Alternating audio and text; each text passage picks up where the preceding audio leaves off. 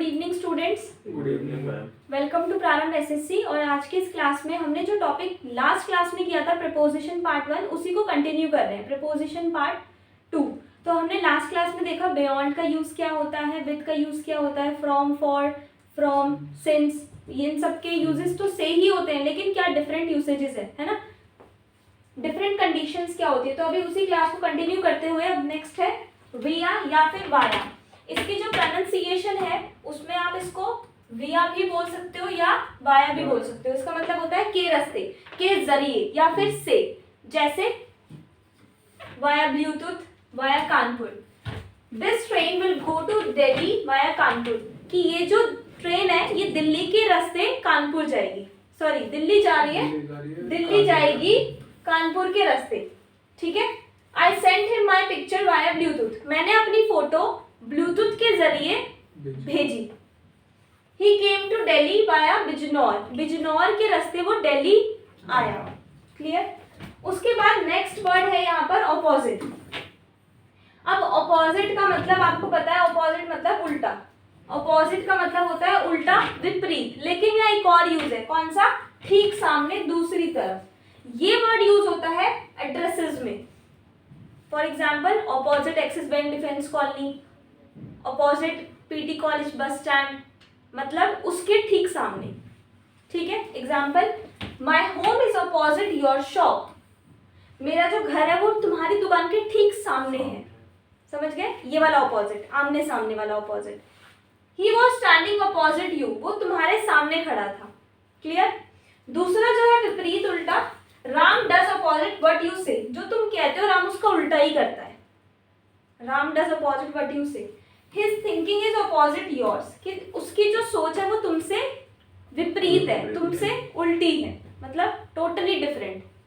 समझ में आ गया, via and opposite. Next we have above. अब अबव का मतलब क्या होता है, ऊपर, और अप का मतलब क्या होगा, अप का मीनिंग क्या होगा, ऊपर ही होगा, बट थोड़ा सा डिफरेंस है।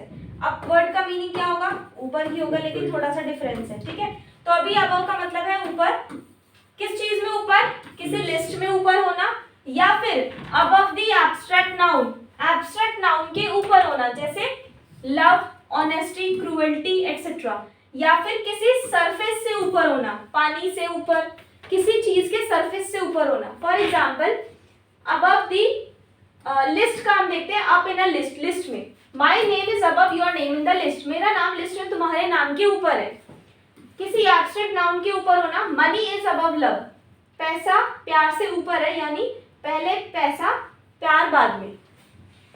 Above the level of some surface, किसी सरफेस से ऊपर होना, जैसे only his eyes were above water, सिर्फ उसकी आंखें ही पानी के बाहर, पानी के ऊपर थी।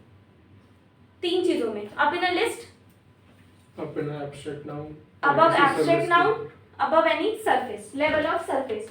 और जो अबव के लिए होता है सेम वही बिलो के लिए भी होता है, लेकिन अप की जगह down, down in a list, down the below the abstract noun and below the level of any surface. ठीक है। अब ये बहुत इंपॉर्टेंट है, ये बहुत इंपॉर्टेंट है। देखो, अंडर, अंडर, बीनीथ, अंडरनेथ, तीनों का मतलब क्या है, नीचे, नीचे। तीनों का मतलब है नीचे, लेकिन इनमें कुछ डिफरेंस है। जैसे यहां पर देखो क्या लिखा हुआ है, if I say I am sitting under the tree, I am sitting under the tree, then the branches of the tree are not touching me, right?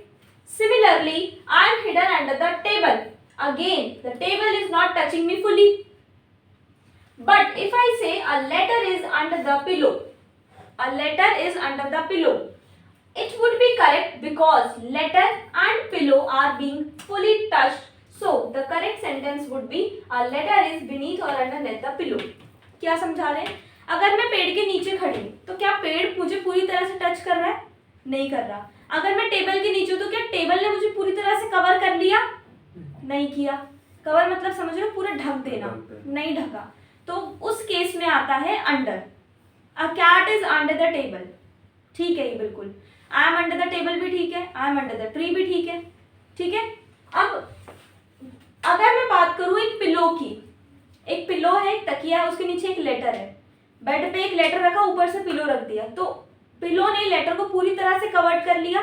तो जब सब्जेक्ट और ऑब्जेक्ट पूरी तरह से टच्ड होते हैं उस केस में आता है बीनीथ या फिर अंडरनेथ, और दोनों का ही मीनिंग सेम होता है, ठीक है। तो ये आपसे एग्जाम में पूछ सकते हैं क्योंकि ये थोड़ा सा हटके है, ये हम डेली लाइफ में यूज नहीं करते, इतना ज्यादा डीपली कोई सोचता ही नहीं है, ठीक है। समझ में आ गया? When subject and object are fully touched, then use beneath and underneath. If they are not fully touched, under. Example: Ram is hidden under the bed. Ram lives under the roof, but Sham doesn't even have a house. Ram छत के नीचे रहता है जबकि शाम के पास तो एक घर तक नहीं है, ठीक है। Mom is sitting under the tree, mummy पेड़ के नीचे बैठी है, तो पेड़ ने पूरा टच नहीं किया हुआ। My house is underneath your house, मेरा जो घर है वो तुम्हारे घर के नीचे वाला है, तो जो ऊपर वाला फ्लोर है उसने पूरी तरह से नीचे वाले फ्लोर को कवर किया हुआ है।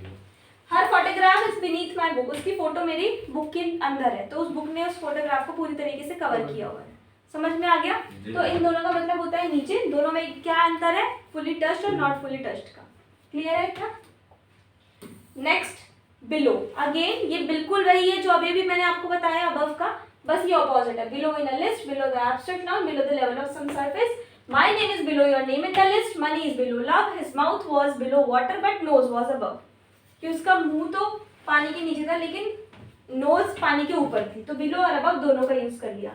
अब देखो इसका भी नीचे है, इसका भी नीचे, इसका भी नीचे है ना, बट कंडीशंस अलग अलग है। Now what is down? Down का मतलब होता है नीचे, लेकिन डाउनवर्ड मूवमेंट होना, डाउनवर्ड मूवमेंट इंडिकेट करना, मूवमेंट समझते हो ना, मोशन, डाउनवर्ड मोशन इंडिकेट करना। For example prices are going down, prices जो है वो नीचे जा रहे हैं, घट रहे हैं। Water level is going down, पानी का जो लेवल है वो नीचे जा रहा है मतलब कॉन्टिन्यूअस, कॉन्टिन्यूअस रहा है। Next we have between, among and amongst. Again this is also very important. अब बिटवीन, अमंग और अमंगस्ट तीनों का मीनिंग क्या है? बीच में, बीच में। ये टॉफी बच्चों के बीच बांट दो, ये टॉफी 50 बच्चों के बीच बांट दो, ये टॉफी 2 बच्चों के बीच बांट दो, तो तीनों में डिफरेंस है। तीनों में हम ऐसे नहीं कोई भी उठाया और लगा दिया। अब डिफरेंस क्या है?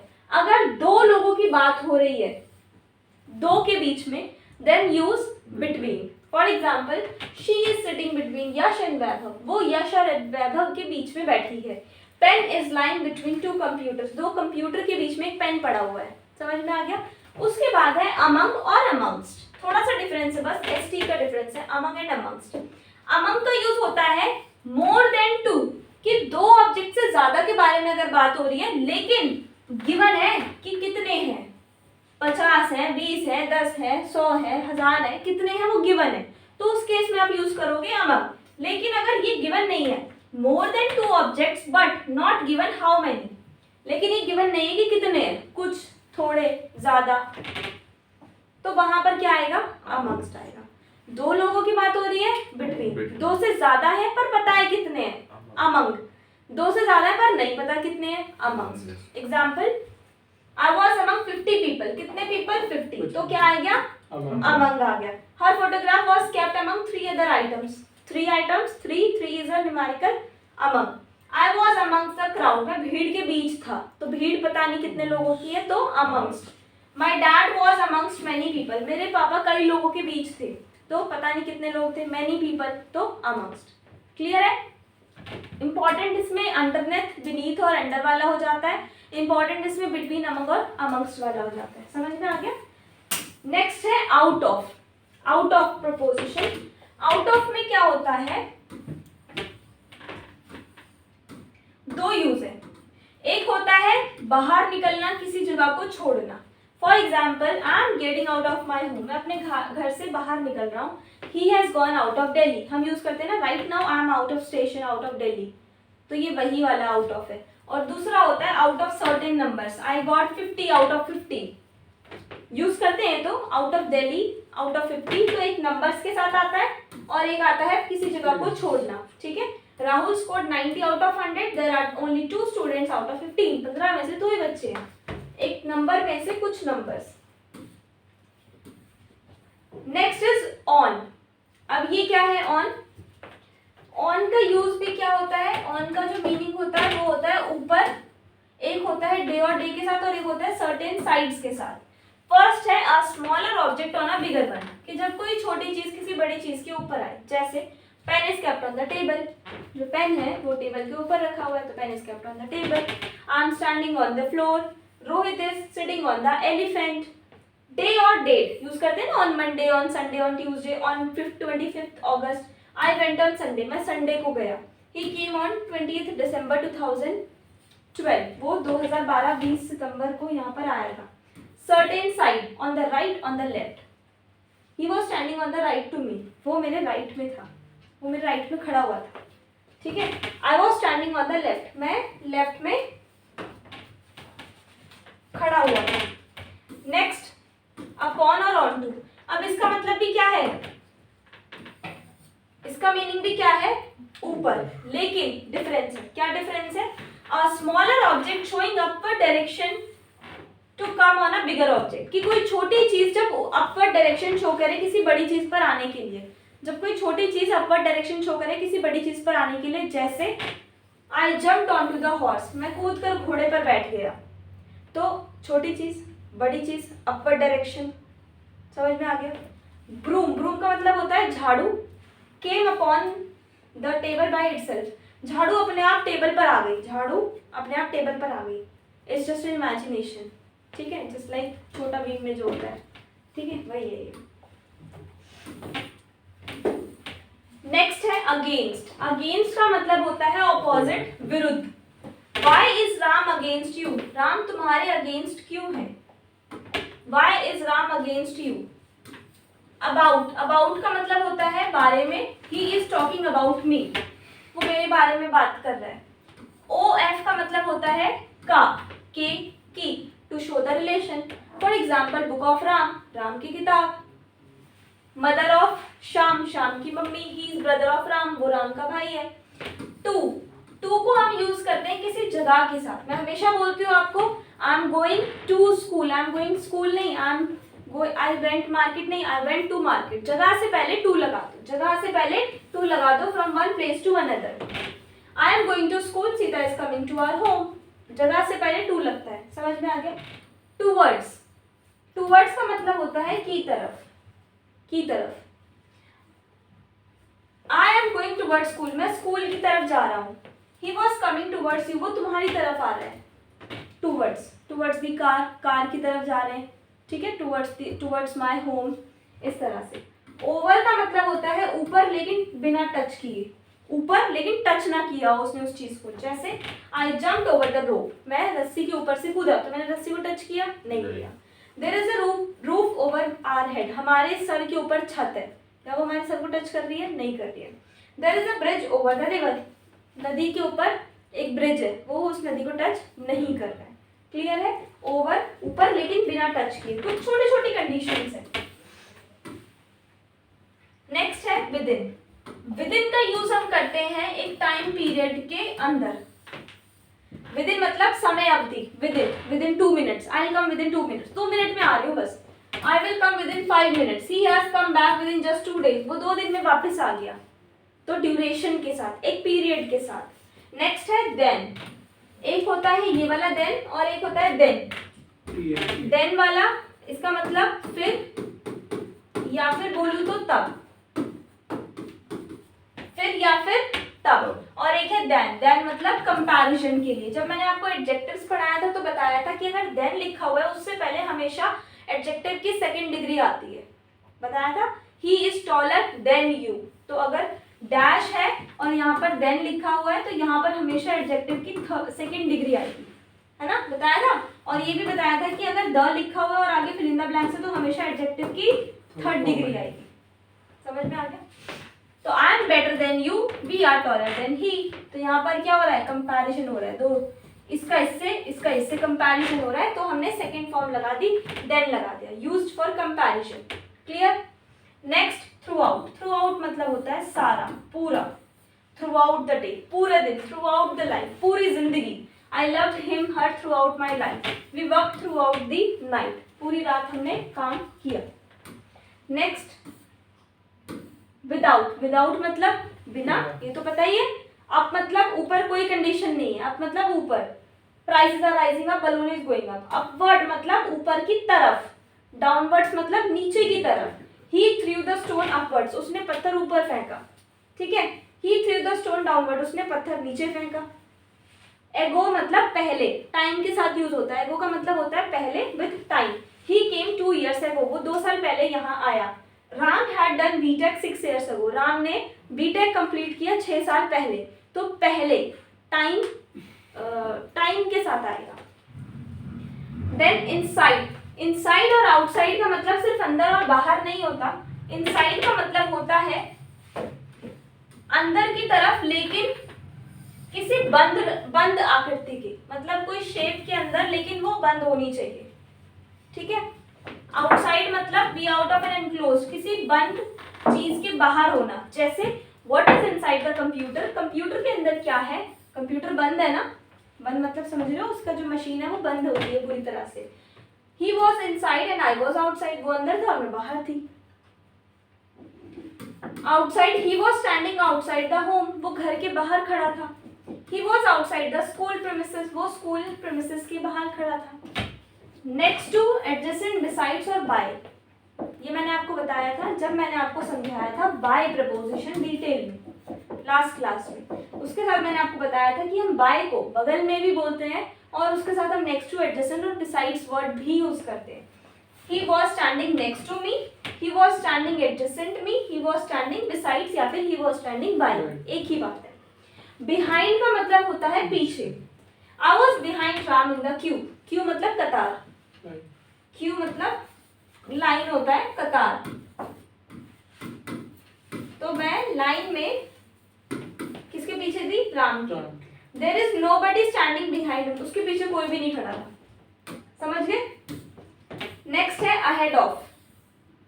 अहेड ऑफ का मतलब होता है आगे। I was ahead of Ram in the queue, line में मैं राम के आगे था। There is no one standing ahead of him, उसके आगे कोई भी नहीं था। एक्सेप्ट का मतलब होता है को छोड़कर, के अलावा। This shop opens every day except Sunday, Sunday को छोड़कर ये दुकान हर दिन खुलती है। I can scold anyone except you, मैं सबको डांट सकता हूँ सिवाय तुम्हारे। बिसाइड्स का मतलब होता है कि अतिरिक्त, जैसे कि do you eat anything else besides this, इसके अलावा और तुम कुछ खाओगे, इसके अतिरिक्त और तुम कुछ लोगे और कुछ खाओगे। ड्यूरिंग का मतलब होता है के दौरान। ड्यूरिंग का मतलब क्या हो गया, के दौरान, के दौरान। In a particular duration of time. I was in Delhi during vacation, छुट्टियों के दौरान मैं दिल्ली में था। We can meet Sachin during the break, हम ब्रेक में सचिन से मिल सकते हैं। टिल और अनटिल दोनों ही सेम है, कोई कंफ्यूजन नहीं है, दोनों का मतलब क्या होता है, तक। With time, with a day, किसी दिन के साथ, किसी टाइम के साथ लगता है। आई वर्क टिल 9, मैं 9 बजे तक काम करूंगा। वी स्टे टिल मंडे, हम सोमवार तक रुके। I was there until Saturday, मैं सैटरडे तक वहां था। अप टू का मतलब भी क्या होता है, तक, लेकिन 3 कंडीशंस है। Up to certain distance, up to certain place, up to certain age, distance, place और age, DPA, distance, place और age के साथ up to का यूज होगा, ठीक है। I just went up to Dehradun, मैं देहरादून तक गया। Sita ran up to 5 kilometre, Sita 5 kilometre तक दौड़ी। You shouldn't keep mobile up to 18, 18 साल तक तुम्हें फोन नहीं रखना चाहिए, ठीक है। अराउंड का मतलब होता है covered in all the direction, चारों तरफ से कवर्ड होना। People were around me yet I was lonely, लोग मेरे चारों तरफ थे लेकिन फिर भी मैं अकेला था। The earth is revolving around the sun, जो पृथ्वी है वो सन के चारों तरफ घूमती है, चक्कर लगाती है। अलोंग का मतलब होता है साथ में, with a person thing. Will you come along, क्या तुम मेरे साथ आओगे। You will get this pen along the mobile, इस मोबाइल के साथ तुम्हें ये पेन मिलेगा, के साथ, ठीक है। Along side and across. Along side का मतलब होता है किनारे साथ में, a road alongside the river, कि नदी के साथ में एक रोड है, ठीक है, नदी रोड के साथ में एक ट्रक खड़ा हुआ है, there is a road alongside the river, नदी के साथ साथ एक रोड है, a truck is parked alongside the road, road के किनारे एक ट्रक पार्क हो रखा है। And last across, across something, किसी के पार, अक्रॉस मतलब के पार, अक्रॉस द रिवर नदी के पार, अक्रॉस द रोड रोड के पार, अक्रॉस द माउंटेन पहाड़ के उस पार। Can you swim across the river, क्या तुम नदी को उस पार तक तैर सकते हो, नदी के उस पार तक तैर सकते हो। There was a man standing across the road, एक आदमी सड़क के उस पार खड़ा था। My shop is across the road, मेरी दुकान रोड के उस पार है, यानी के पार। क्लास में इतना ही है, एक छोटी सी चीज मैं आपको समझाऊंगी। What is the difference between ahead of क्या and in front of? इसका मतलब क्या होता है, क्या आगे, और इसका मतलब क्या होता है, सामने। दोनों में डिफरेंस है, दोनों में क्या डिफरेंस है।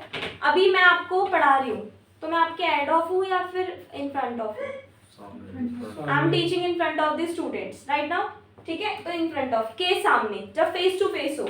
लेकिन अभी मैं राइटिंग मतलब मैं लिख रही हूँ, I am writing ahead of the students,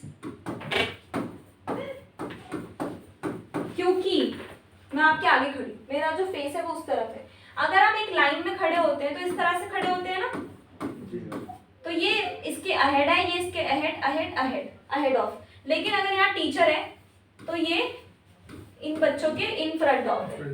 समझ में आ गई, डिफरेंस है दोनों के बीच, क्लियर है जी मैम। तो अब हमारे जो प्रपोजिशंस वाले टॉपिक है वो फिनिश हो चुका है पूरी तरह से। So be ready for the exam. Okay, okay, thank you so much. Thank you.